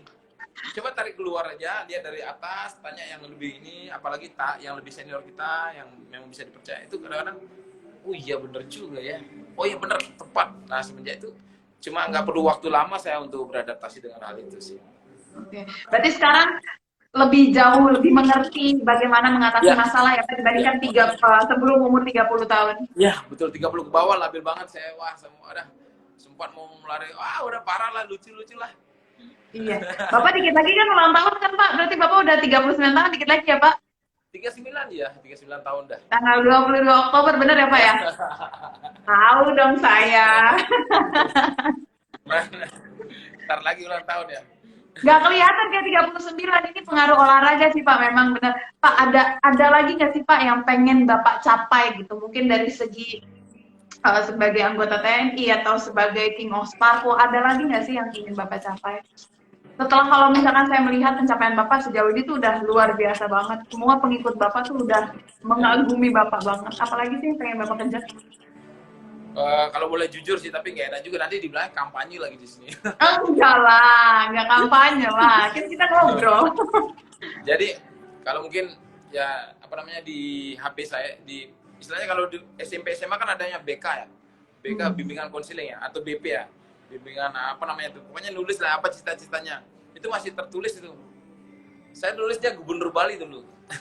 Gubernur Bali. Jadi berarti Bapak memiliki apa ya? Ketika orang ingin menjadi gubernur kan berarti mengerti sekali permasalahan dan segala macam yang ada di Bali gitu ya Pak ya? Ya, saya sebenarnya pengen mengabdi kembali ke kampung halaman sih. Tapi kan setelah nanti pensiun lah, bukan sekarang. Sekarang masih militer, tapi nanti ke depannya setelah sudah ini saya pengen mengabdikan diri ke kampung halaman lah setidaknya. Kalau memang toh nggak bisa jadi sana, mungkin saya jadi ya dosen atau apa gitu, yang memang benar-benar bisa memberikan kepada masyarakat. Kan sudah, kalau udah tua kan kita tinggal dicabut saja sama Tuhan ya, tinggal udah kapan matinya lah. Saya nggak boleh dibohongi lah itu. Nah di sanalah kita harus benar-benar sebanyak-banyaknya memberikan kepada orang lain lah. Meskipun yang penting saya bisa makan saja, yang penting anak saya sudah kerja, istri saya sudah semuanya, ya tinggal yang penting bisa makan, sisanya mau nggak digaji sama kampus itu atau enggak, memang di pemerintahan itu memang gajinya segitu atau enggak, ya udahlah, berikan aja semuanya buat masyarakat. Kan habis itu kan tinggal ditarik aja kita. Makanya Enggak, prinsipnya apa yang menjadi prinsip Bapak? Kenapa Bapak ini kalau dari tadi kita ngobrol ya, Bapak itu selalu ingin istilahnya giving back to society, mau memberikan kembali kepada masyarakat. Apa yang menjadi prinsip Bapak untuk ini tuh tertanam terus di pikiran Bapak? Ya saya kembali lagi bahwasanya kalau di agama saya, di agama itu ada namanya karma pala ya. Apa yang kita perbuat itu yang akan terima nanti ya di atas ya. Saya tidak mau nanti ya sekarang kan jalan masih muda ini banyak dosa-dosa yang saya lakukan lah, dari bahasa saya mungkin pernah marahin anggota, berbuat yang nggak baik pada orang lain, membohongi, ya itu bagian dari pekerjaan juga ada ya. Itu udah banyak yang terluka, banyak yang saya udah dosa yang tidak sengaja. Nah di sini di hari tua nanti yang sudah menjelang kita udah selesai pensiun itu, yang sudah nantinya harus ditaris oleh Yang Maha Kuasa, ya kita harus kembalikan lagi dong. Maksudnya ya kalau mama kita masukin dalam gelas itu, masukin garam, itu rasanya asin lah. Tapi supaya nggak rasanya asin ya kita harus tambah airnya dong. Sama airnya sehingga tetap dosa itu ada, tapi rasanya sudah tidak ada asinnya. Tetap ada dosa, tetap dosa saya tidak akan pernah hilang. Tetap saya akan, tapi kebaikan saya harus lebih banyak daripada garam yang saya perbuat itu. Jadi memang harus, mau bagaimanapun caranya, pokoknya harus kita serahkan kepada masyarakat lah, jiwa dan raga kita itu.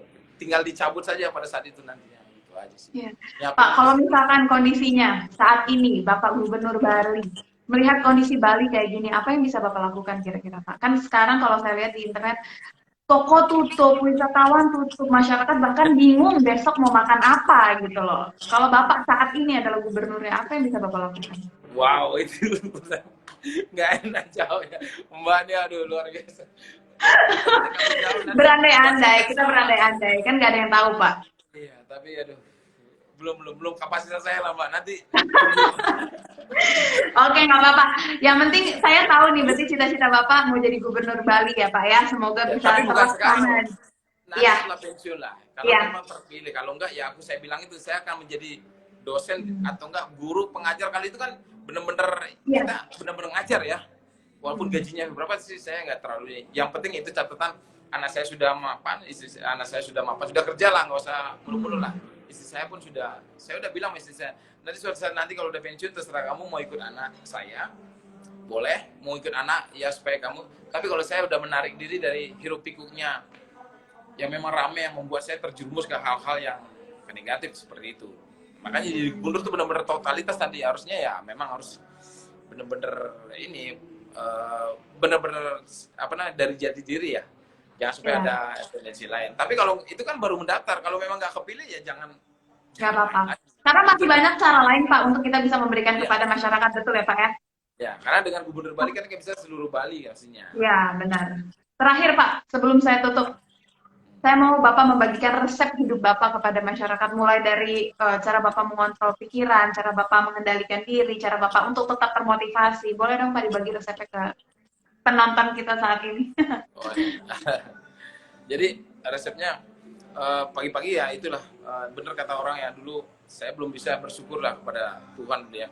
Jadi bangun pagi memang wajib, belum melakukan kegiatan apapun saya harus sudah sembahyang ya. Mungkin kalau di Islam sholat segala macam, saya udah sembahyang. Habis itu setelah itu pasti habis sembahyang udah yang ya saya ambil pertama itu adalah sepatu olahraga. Itu udah hal yang pertama saya ambil itu. Ambil pakai, kemudian saya mau jalan, mau lari, mau push up, karena dalam hal untuk membakar lemak kita yang kemarin ya. Tapi setelah olahraga itu kan hormon endorfin kita jadi apa namanya? Jadi menambah ya. Sehingga kalau ada masalah pagi-pagi, ada laporan dari siapapun, dari apapun hal yang nggak menyenangkan, pasti jawabannya tuh oke lah, atur aja, lain kali jangan diulangi ya, seperti itu. Tapi ketika nggak olahraga, kamu langsung marah itu. Wah langsung pokoknya emosi pasti tinggi. Jadi saya berpikir bahwasanya dengan berolahraga itu dia bisa mengontrol emosi saya, kemudian dia bisa mengontrol apalah, inovasi itu selalu ada. Berpikir positif pada orang lain selalu ada ketika saya berolahraga, diawali dengan pagi. Kemudian setelah itu makan, memang saya di depan orang, Kings Parku makan apa aja, dimakan.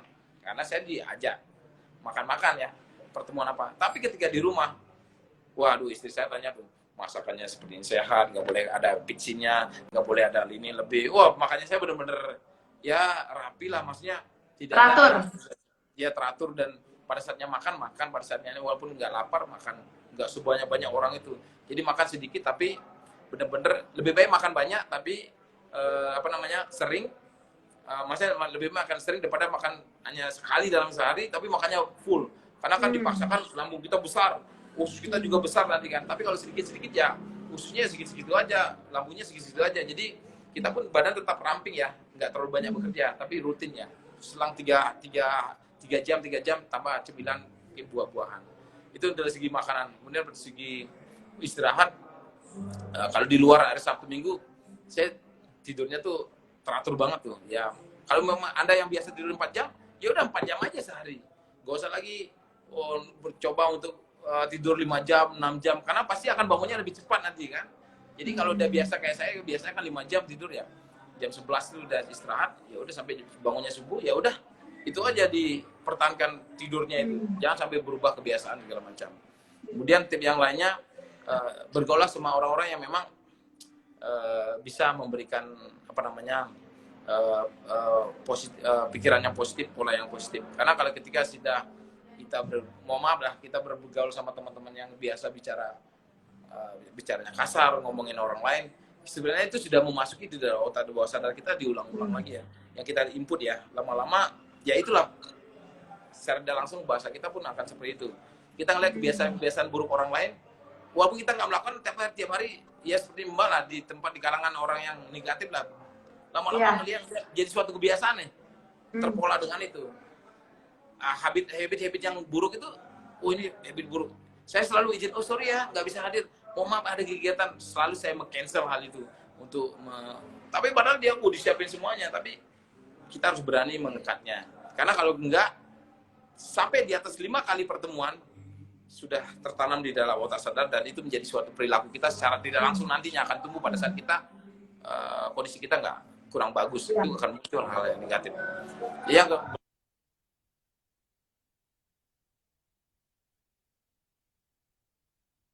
Wah, sepertinya terputus dengan King Eka. Bentar, coba lagi.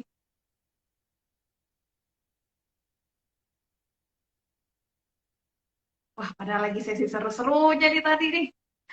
Lagi membahas tentang motivasi dari King Eka. Tapi nggak apa-apa, kayaknya sudah terputus dengan Pak Eka. Coba ya, kita WhatsApp dulu.